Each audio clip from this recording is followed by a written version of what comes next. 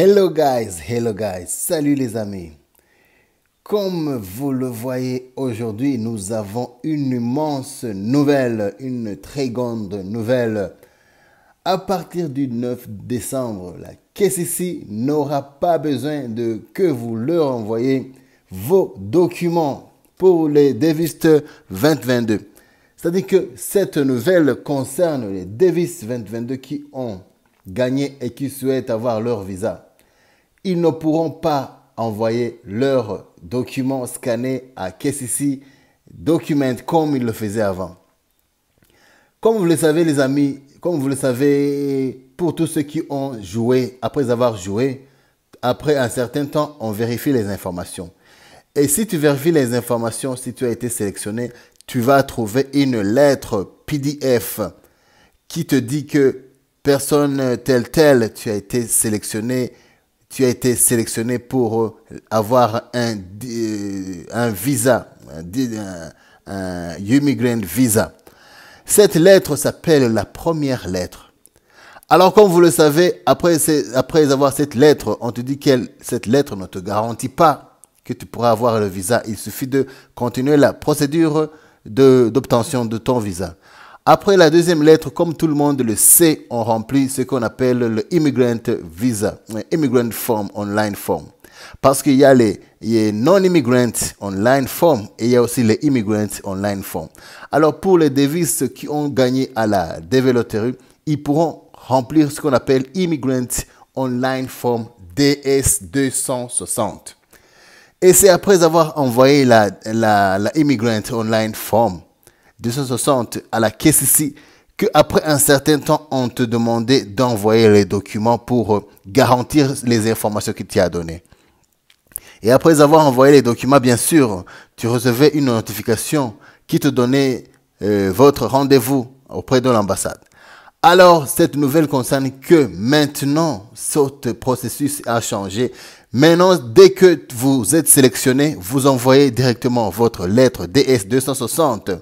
Automatiquement, vous serez mis sur la liste, le cut-off ou bien le visa bulletin pour être clarifié ou bien pour être programmé pour votre interview. C'est ça la nouvelle. Alors, après avoir été mis sur la liste des candidats qui vont passer leur interview, on revient sur le titre de ce soir. Moi, c'est Olivier Goldsmile. C'est notre chaîne. Si c'est la première fois que tu vois cette chaîne, n'oubliez pas de vous inscrire et aussi à liker, mettre de pouces bleus. On parle de la Davis Lottery ainsi que d'autres astuces pour en obtenir un. Alors pour continuer, vraiment c'est sur le titre de ce soir. Quels seront les documents auxquels tu pourras emmener maintenant? Maintenant, il ne faut pas envoyer les documents à KCC, mais tu devras les emporter à l'ambassade, bien sûr, pour convaincre, pour renforcer, pour accréditer tes informations que tu as fournies lors de la DS260. Et ces documents-là, c'est eux qui pourront vraiment garantir que tu puisses avoir ton visa. Les amis, ça c'est une exclusivité qui sort avec les dernières nouvelles concernant la KCC qui vont avec les documents auxquels tu pourras emporter lors de votre interview à l'ambassade. Alors si vous avez gagné cette vidéo te concerne, si tu as gagné à la Davis Lottery et que tu attends à avoir ton interview, cette vidéo te concerne. Et aussi si tu as joué à la DV 2023, également cette vidéo te concerne. Et aussi, il concerne aussi ceux qui pourront avoir envie de jouer prochainement. Pour être rapide, allons directement. La première position, j'ai mis le passeport. Les amis, ça c'est un droit que tout le monde doit savoir. Il ne faut pas aller à l'interview, il ne faut pas aller à l'ambassade lors de votre interview sans avoir un passeport. Et aussi, ce n'est pas n'importe quel passeport, c'est un passeport valide, plus de 6 mois, c'est-à-dire plus de 6 mois.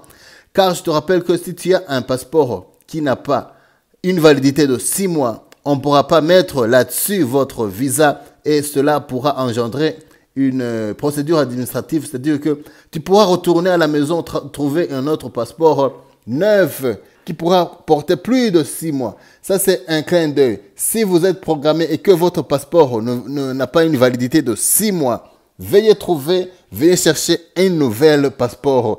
Et comme ça, tu pourras emporter l'ancien ainsi que le nouveau pour justifier que l'ancien ne pouvait pas garantir le saut de visa. Ça, c'était un. Et aussi, je vous rappelle que si votre passeport a été volé, allez faire votre plainte à la police. Commencez votre procédure de chercher votre passeport. Vraiment, ça c'est très important, un passeport valide. La deuxième position, c'est birth certificate ou bien le certificat de naissance. Les amis, pour aller, si tu as un rendez-vous à l'ambassade, vraiment, il faut emporter votre certificat de naissance. Et aussi, vos noms sur votre certificat de naissance doivent correspondre avec les noms qui sont sur votre passeport. Si vos noms ne correspondent pas exactement avec votre passeport, il faudra les faire modifier, mais aussi il faudra emporter un document administratif qui justifie que vos noms ont été erronés, peut-être sur votre passeport ou bien sur votre certificat de naissance. Sans cet document qui garantit que vos noms ont été modifiés et que le gouvernement de votre pays accepte les noms tels qu'ils sont. Je vous rappelle que ici c'est un deal avec les États-Unis. C'est un deal avec un pays administratif qui travaille, qui fonctionne sur la réalité ainsi que sur les documents officiels. Si vos noms ne correspondent pas, vraiment cherchez un document pour supporter ou bien pour justifier cette erreur sur l'un de vos documents. Ça, c'était en deuxième position. Et en troisième position, c'est ce que j'appelle c'est pour les mariés, pour tous les gens qui sont mariés, tous les gens qui sont mariés ou bien qui sont divorcés, bien sûr. Veuillez apporter un marriage certificate. Marriage certificate, votre certificat de mariage si vous avez été marié, ou bien si vous êtes en couple, ou bien si vous êtes monsieur et madame, emportez votre document de mariage, votre certificat de mariage. Je vous rappelle qu'il y a dans certains pays où le mariage est traditionnel, qui n'est pas officialisé. C'est-à-dire que ce sont juste les rituels ou bien les cérémonies qui se passent au village ou bien à la maison et il n'y a pas un document officiel. Ici, on parle d'un document officiel, un document qui n'est pas attribué par l'église parce qu'il y a des couples qui vont seulement à l'église, qui ne vont pas à la commune.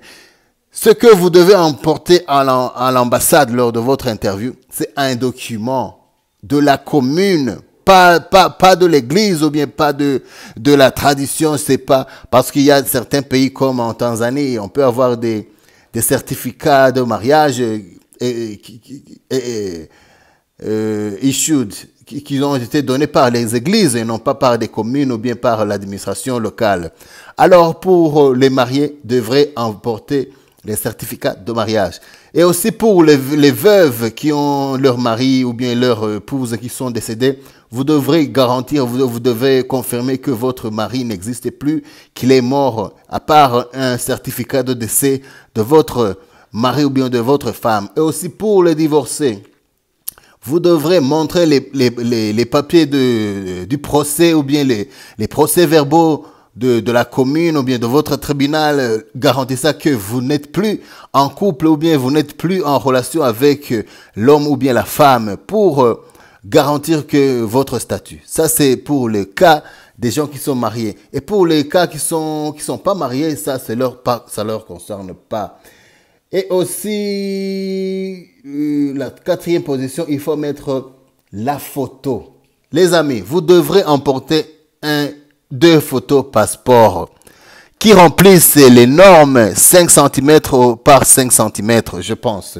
C'est 5 cm par 5 cm comme vous l'avez fait, pas avec un fond blanc, pas de lunettes et aussi une photo qui dépasse pas 6 mois.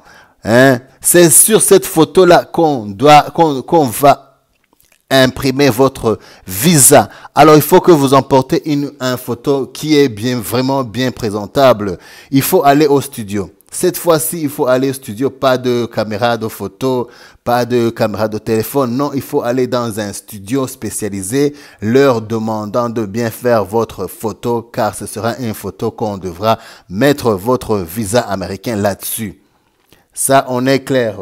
Et pour la 5e position, c'est ce qu'on appelle le casier judiciaire.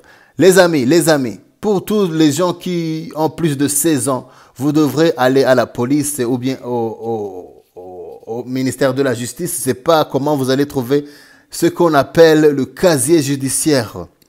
Ce casier judiciaire doit être présent lors de votre interview. Et aussi, je vous rappelle, pour les gens qui ont vécu ou bien qui ont voyagé dans un ou d'autres pays, ils doivent aussi interpeller leur casier judiciaire dans les pays réciproques ou bien dans les pays auxquels ils ont voyagé récemment dans 10 ans qui sont passés. Alors ça, c'était pour la 5e position, le Police Clearance. Et aussi la 6e position, vous mettez les education proof. Si vous avez été éduqué ou bien si vous avez fait l'école, si vous avez votre diplôme, si vous avez fait votre bac, vous devrez présenter un document qui va garantir, qui va prouver que vous avez eu votre bac ou votre diplôme. Hein? C'est-à-dire, pour être direct, c'est votre diplôme. Et le diplôme minimum ici qu'on demande, c'est le diplôme A2. Présentez, n'emmenez pas votre licence, c'est pas nécessaire. Il faut emmener votre diplôme A2, c'est mieux. Et aussi, en 7e position, pour les gens qui ont fait l'armée, pour les gens qui ont eu des contrats, qui ont servi à l'armée. Je dis pas les services de gardiennage ou bien les services de sécurité. Non, je parle de l'armée ici, de l'armée. Les gens qui ont eu à servir à l'armée, vous devrez emporter votre certificat qui garantisse que vous avez fait l'armée ou bien military record. Hein? Je peux appeler ça military certificate ou bien military record. Et aussi pour les gens qui ont eu accès, qui sont habités ici aux États-Unis. C'est pour la 8e position. Les gens qui ont vécu aux États-Unis, vous devrez montrer votre US deported. Deportation. Votre US deportation, c'est-à-dire que votre garantie que vous avez passé ici des jours aux États-Unis. Alors, la 9e position, c'est le medical result. Pour aller faire votre interview, il y a un truc important à emporter, c'est les résultats médicaux. Je vous rappelle que dès que vous serez programmé pour l'interview, on vous enverra ce qu'on appelle la 2e lettre. C'est dans cette 2e lettre-là qu'on vous indiquera l'adresse de l'hôpital ou bien de la clinique qui travaille ou bien qui est en relation avec l'ambassade locale de votre pays. Et c'est sur cette adresse-là que vous devrez aller faire vos examens médicaux. Je vous rappelle que dernièrement, Joe Biden, il a mis à jour la liste des vaccins qui devra figurer sur la liste pour les immigrants aux États-Unis. Et aussi, je vous rappelle qu'il figure que vous devrez avoir votre vaccin COVID-19. C'est-à-dire, tous les gens qui veulent voyager, résider, émigrer pour les États-Unis, ils doivent comporter ce qu'on appelle le COVID-19 vaccine. Sans cette vaccin, vraiment, il vous sera difficile de avoir votre visa. Et je pense que pour les bébés ou bien pour les petits enfants là, je pense que le vaccin n'est pas valide. Mais pour les gens, pour les mineurs, je pense que cette vaccin n'est plus valide. Alors ça, c'était les mises à jour de Joe Biden qu'il a mis sur les vaccins concernant l'immigration. Tous les gens qui devraient migrer pour les États-Unis, ils doivent avoir ce vaccin. Et pour clore, numéro 10, tout le monde qui doit aller faire leur examen, leur visa, leur interview, ils doivent payer la somme de $330 qui seront plus remboursés. $330 qui seront plus remboursés, ce sont les frais de visa. si même vous échouez, on ne pourra plus vous rembourser, même si vous avez échoué ou bien si vous avez raté votre interview. Vraiment, on ne pourra pas vous rembourser cette somme. Ce sont 330 $, sont les frais de visa. Et aussi, je vous rappelle que ces frais, ils sont payés par n'importe quel, même si c'est un enfant de 1 jour, même si c'est un vieux de 100 ans, tous ils doivent payer cette somme. Ça ne regarde pas les mineurs, ça ne regarde pas les gens adultes. Cet montant concerne ce qu'on appelle un humain. Un humain, tout humain qui devra passer leur interview devra payer 330 $. Et je vous rappelle que ce montant, c'est par personne, c'est par une personne. Si vous avez une famille de 4, 5 enfants, comme ça, vous voyez ce que je veux dire. Hein? Il faut multiplier ça. Et pour clore, j'avais un bonus conseil à vous donner. C'est-à-dire, vraiment les amis, vraiment, je fais cette vidéo avant que vous ayez le temps d'aller faire votre interview.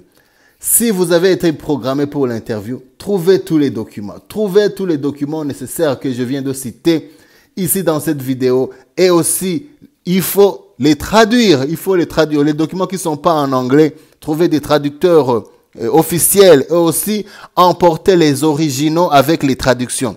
Il ne faut pas emporter les copies. Il ne faut pas emporter les photocopies. Il ne faut pas emporter les duplicata. Non. Emportez tous les documents que je viens de citer ici en copie originaux. Je répète, originaux. Sans cela, vous risquez de vous faire renvoyer à la maison, de trouver d'autres documents ou bien de chercher un ou deux documents qui manquent. Et cela aussi vous met en risque d'avoir échoué votre visa. Comme je vous aime, je vous fais ce conseil. Trouvez vos documents auxquels je viens de citer et aussi les traduisez-les et aussi trouvez les originaux. Faites votre enveloppe scellée. Et aussi, je rappelle tous les gens qui vont faire leurs examens médicaux. Pour certains pays, c'est le docteur qui envoie les résultats directement à l'ambassade. Mais il y a pour certains pays dont le médecin donne une enveloppe scellée à la malade ou bien au patient. N'ouvrez pas cette enveloppe, s'il vous plaît. N'ouvrez pas cette enveloppe scellée, car si tu ouvres cette enveloppe scellée qui vient de la clinique, vraiment, ça c'est directement, vous n'aurez pas votre visa. Je vous garantis, si vous ouvrez l'enveloppe médicale, vous n'aurez plus votre visa. C'est fini, c'est fini. Alors, n'ouvrez pas la lettre, n'ouvrez pas l'enveloppe scellée. Ça, c'est un des conseils en or que je viens vous donner. Alors, les amis, désolé si la vidéo a été longue, mais ça valait la peine car vraiment, je viens de dévoiler tout le trésor auquel pourra vous aider d'ici quelques jours. Pour les gens qui vont passer leur interview, je vous dis félicitations, courage et aussi n'oubliez pas de prier. Et aussi, si c'est la première fois que tu vois cette chaîne, n'oubliez pas de mettre votre pouce bleu et aussi à liker, à partager et aussi à me demander des questions d'ici en bas en commentaire. Alors, on se voit demain dans une autre vidéo. Bye bye, je vous aime.